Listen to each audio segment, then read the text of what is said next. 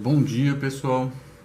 Bom, aula passada eu falei que já ia ter a prova, mas a verdade é que eu esqueci que ainda ia ter aula falando sobre exemplos de aplicação desse conteúdo de diferencial de funções de várias variáveis, né? A gente vai falar de três aplicações. Uma é calcular o plano tangente a uma superfície. A outra é aquela coisa de máximos e mínimos locais, igual a gente fez no cálculo 1. E a outra é o que o pessoal chama de multiplicadores de Lagrange, que é você encontrar máximos e mínimos locais, é uma técnica para máximos e mínimos locais, mas com restrição, quando você restringe a função que você quer maximizar a uma superfície. Hoje então a gente vai falar do plano tangente. A primeira coisa que eu acho importante falar sobre essa aplicação, né, determinar o plano tangente a uma superfície, é que do jeito que eu vejo assim nos livros de cálculo, sempre fica parecendo que é parte do conteúdo da matéria. Parece que você saber cálculo de várias variáveis, você tem que saber o objetivo da disciplina ou dessa coisa de alguma forma tem a ver com calcular planos tangentes. Eu, eu não vejo utilidade nenhuma em determinar um plano tangente a uma superfície usando esse tipo de técnica aqui, não sei.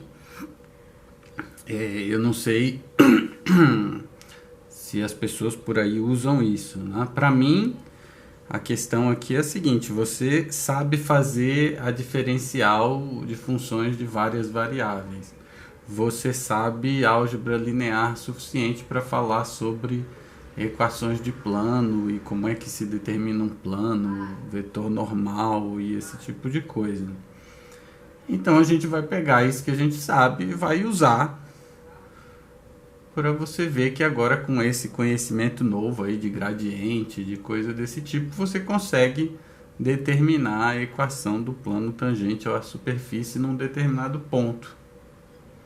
Agora, se isso é útil para alguma coisa é outra história. Eu não acho que isso seja importante você saber para você dizer que sabe cálculo de várias variáveis. Agora, alguma aplicação é bom que você saiba, né? A que a gente vai apresentar aqui vai ser essa. Bom, então, só para contextualizar o problema, eu estou em R3, eu tenho uma superfície que é dada de alguma maneira aí, e eu tenho um ponto nessa superfície, e eu quero, usando os conhecimentos que eu tenho, determinar a equação desse plano que passa tangente a esse ponto na superfície. Esse desenho está horrível. Eu espero que vocês tenham entendido o que é o plano tangente, né? Então, na verdade, bom, para a gente falar disso aí, primeira coisa, você precisa saber o que é um plano. A gente fez revisão sobre isso, talvez? Não, a gente não fez, mas eu vou falar sobre o plano. A gente precisa saber só o produto interno, aquela coisa de ortogonal, é a mesma coisa que o produto interno dá zero, esse tipo de coisa. E um outro problema aqui é que a gente, assim, o problema pode ser enunciado assim: que diabos é uma superfície? Eu não vou ficar entrando muito em detalhe nessa questão, não. Mas essa superfície ela vai ser dada para a gente de uma maneira bastante simples. Vai ser uma superfície de nível de uma função. A gente vai falar disso mais para frente. Eu quero, na verdade, então, começar. A gente precisa deixar bem claro essas duas coisas aqui, como é que a gente vai tratar isso. Então eu queria começar falando do plano em R3. Como é que você descreve ou determina ou especifica um plano em R3? Me dá um plano. O que você pode me dá de informação para me fornecer um plano, né? E uma maneira, você vê isso em Introdução à Álgebra Linear, é você pegar um ponto desse plano e um vetor que seja normal ao plano, né? É um vetor que não é zero e ele é ortogonal ao plano. Como assim ortogonal ao plano, né? Mas a ideia é essa. Você tem um ponto e um vetor que seja normal ao plano. Como assim normal ao plano? Vamos ver aqui. A pergunta que a gente quer responder é o seguinte: eu tenho um determinado ponto P, que ele pode estar no plano ou não. Qual que é o critério que eu posso usar para determinar se esse ponto está ou não está no tal plano? A única coisa que eu sei do plano, as únicas coisas que eu sei é que esse ponto Q pertence ao plano e esse vetor N, ele é não nulo e ele é normal ao plano. Podia ter dito aqui que ele é não nulo, né?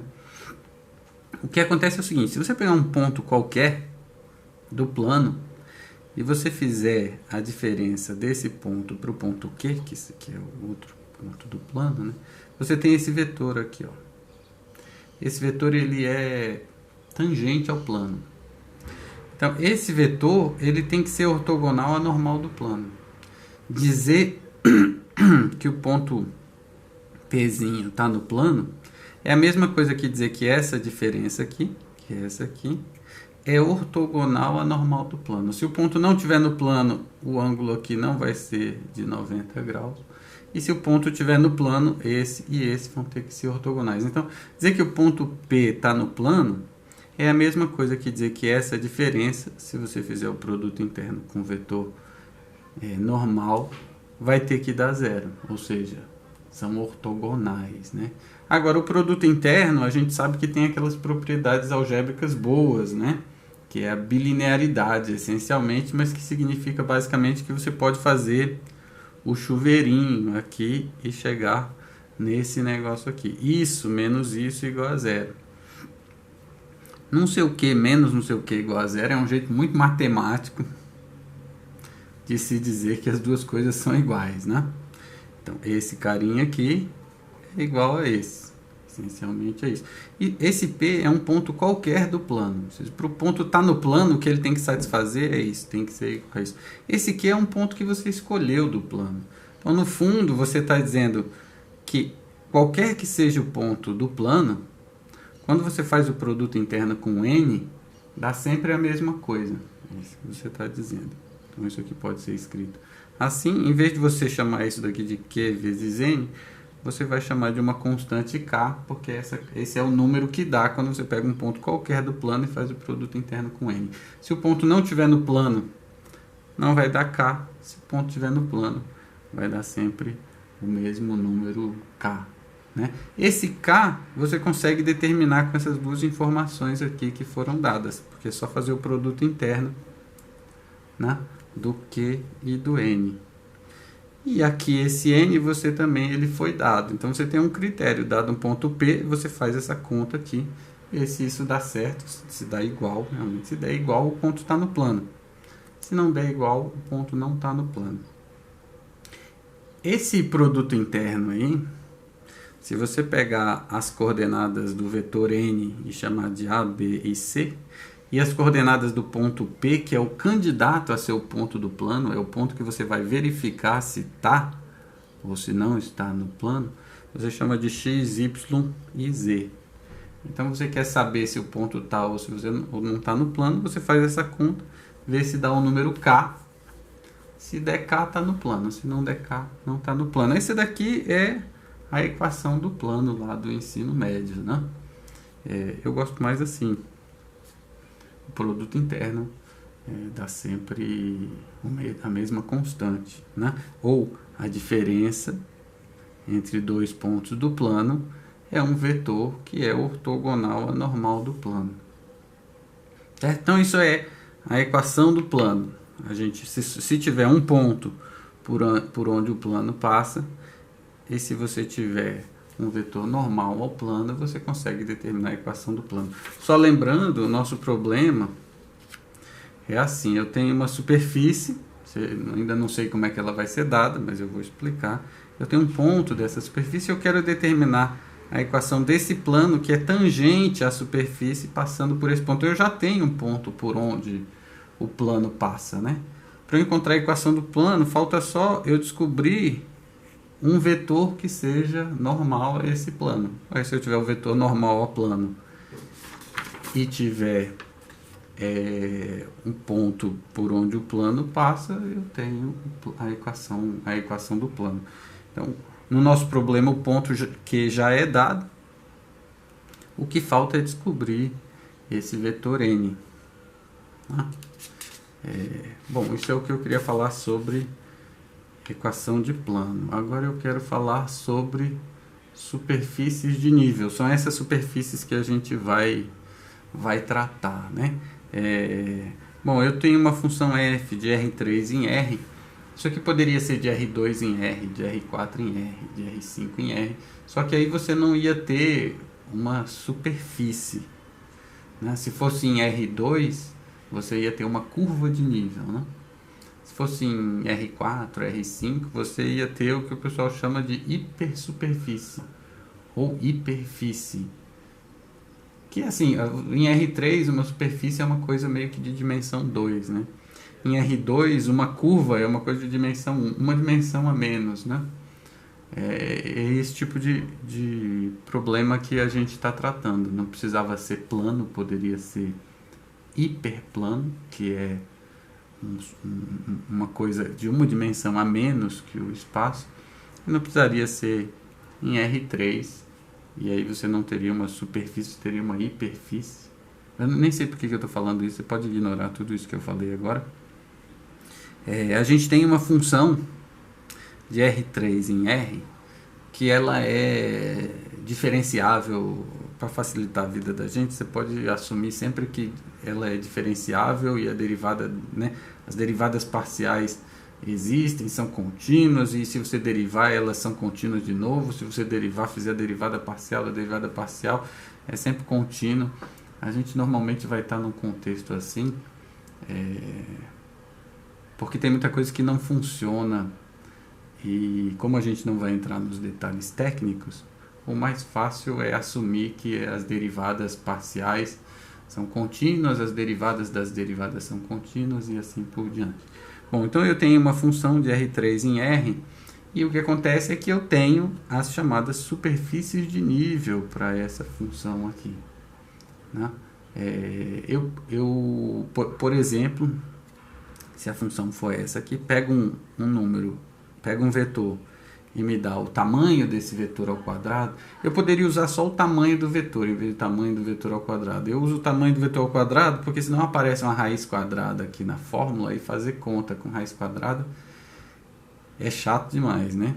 Então, essa função que pega um vetor e me dá a norma desse vetor ao quadrado. Essa superfície aqui, ó, todos os vetores de R3, que a norma dele ao quadrado dá 1, ou seja, a norma é 1. Né? Isso é o que? É a esfera centrada na origem de raio 1. Certo? É esse tipo de superfície que a gente vai tratar nesse exemplo de aplicação, que é essa coisa de encontrar o plano tangente. Né? Um outro exemplo é o próprio plano, essa função aqui, ó, dado um vetor n, você pegar essa função que pega um vetor A, um ponto A, né, e faz o produto interno com n, isso é uma função. Na verdade é uma transformação linear, né? Mas essa função, se eu disser assim, eu pego um número k qualquer e eu quero falar dos pontos que quando você faz o produto interno com n dá esse número k, essa constante de k. Isso é a equação do plano, a gente viu agora há pouco, né? Então o plano também é uma superfície desse tipo que a gente falou. Você pega uma função e você quer saber os pontos que essa função dá uma determinada constante. É uma superfície de nível. O plano também. Então a esfera é uma superfície de nível, o plano é uma superfície de nível. Um outro exemplo é esse carinha aqui, que eu acho que deve chamar um paraboloide. Se você imaginar que você tem o plano XY, você está pegando um ponto no plano XY, esse ponto tem esse vetor no plano XY tem um tamanho, esse é o tamanho ao quadrado, é como se fosse R, o raio desse vetor só no plano XY, você pega R ao quadrado, isso é o Z. Então, essa equação aqui é como se fosse esse R ao quadrado menos Z. E aí, essa superfície aqui, ó, você dizer que R ao quadrado, ou seja, x ao quadrado mais y ao quadrado menos z igual a zero, é a mesma coisa que dizer que R ao quadrado é igual a z. Então, na verdade, z é igual a R ao quadrado, é como se não, essa superfície, na verdade, ela é o gráfico de uma função no plano xy, que pega o plano xy, pega o vetor, vê o tamanho dele, eleva ao quadrado. Então dá uma parábola aqui, né? Se você rotacionar, essa coisa é invariante, porque se a distância até o centro é o raio, isso aqui, né? O raio ao quadrado. Então, se você rotacionar, o raio não muda. Então, isso aqui é uma superfície desse tipo aí.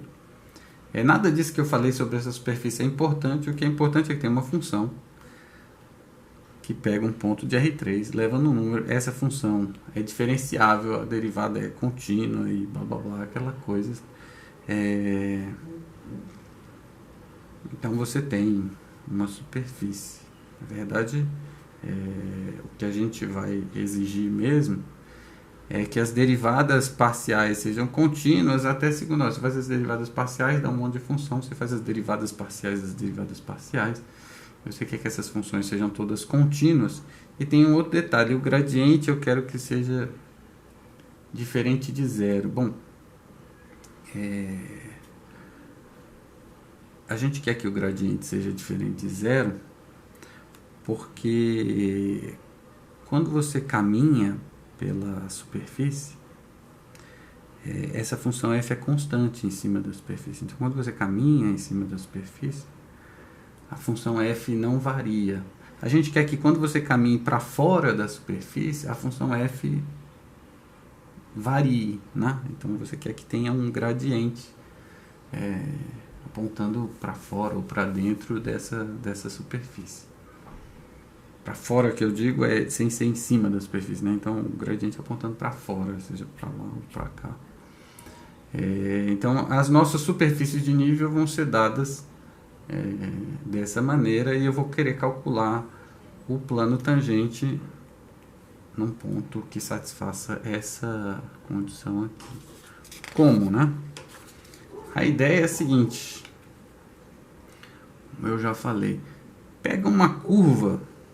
O ponto é esse ponto Q aqui, né? Eu tenho a superfície, ela é a superfície de nível de uma função f, né? Aí eu pego esse ponto Q e eu faço o seguinte, qualquer curva que eu pegar em cima da superfície aqui, ó,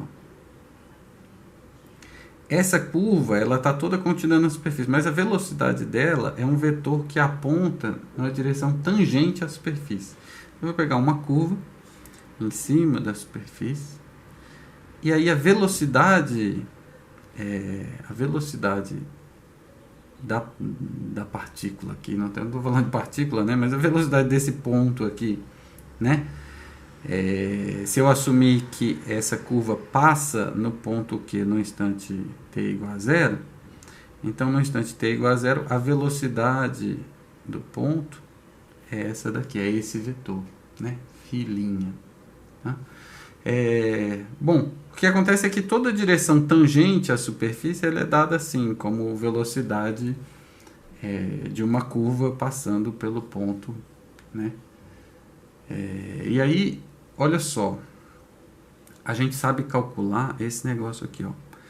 Se eu pegar a função f, que é a função que descreve a curva como curva de nível, quer dizer, em cima descreve a curva não, descreve a superfície. Em cima da superfície, essa função f é constante, né?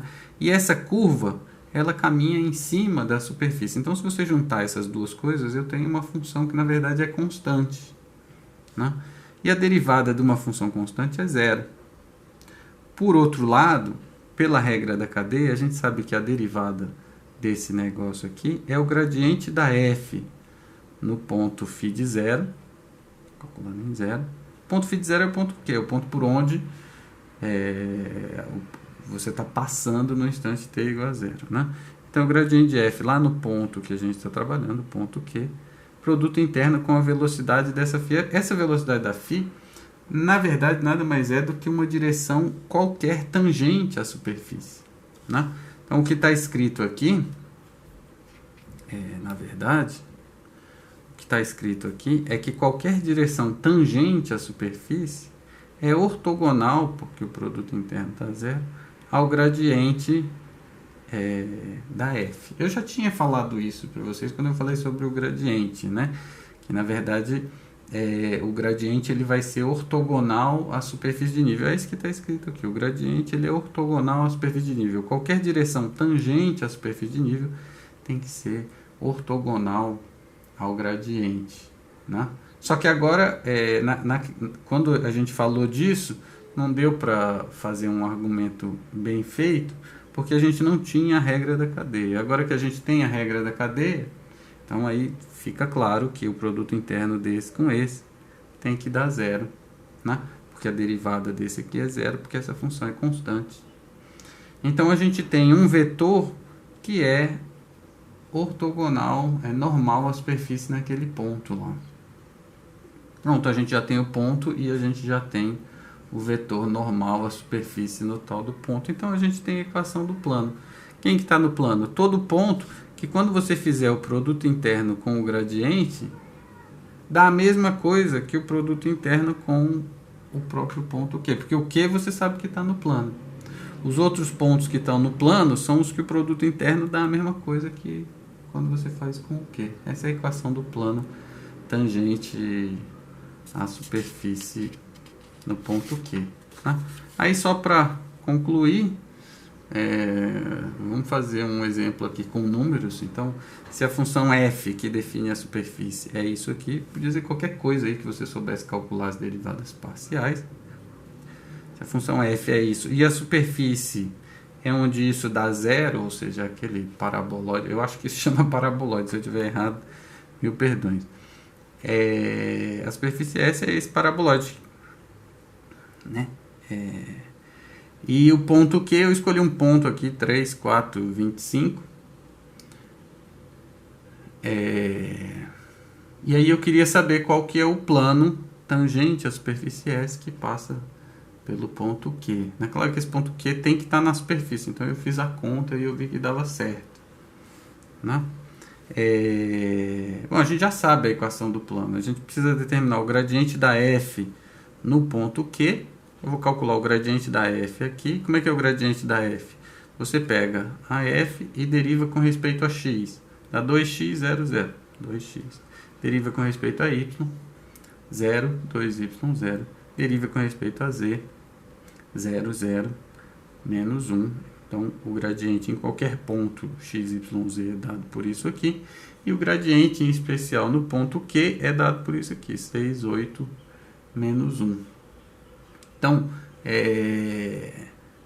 a equação que eu tinha colocado aqui, ela tinha um produto interno do lado de cá. Mas eu tenho esse vetor,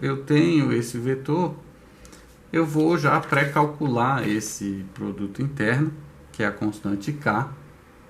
Né? Eu espero que essas contas estejam certas, mas o gradiente da f é esse 6, 8, menos 1, 6, 8, menos 1, e a Q é 3, 4, 25, 3, 4, 25. Calculei esse produto interno, esse lado de cá diz que deu 50, esse lado de cá, esse com esse 50, menos 25, 25, então a constante K é 25. Tá aqui a constante K. E aí, os pontos que estão no plano são os que, quando você fizer o produto interno com o gradiente, dá zero. Então, para eu saber se um ponto x, y, z está lá no plano, eu vou fazer o produto interno com o vetor 6, 8, menos 1, que é esse aqui, e ver se isso dá a tal da constante K, que é o 25. Certo? Bom, então essa coisa do plano tangente É isso.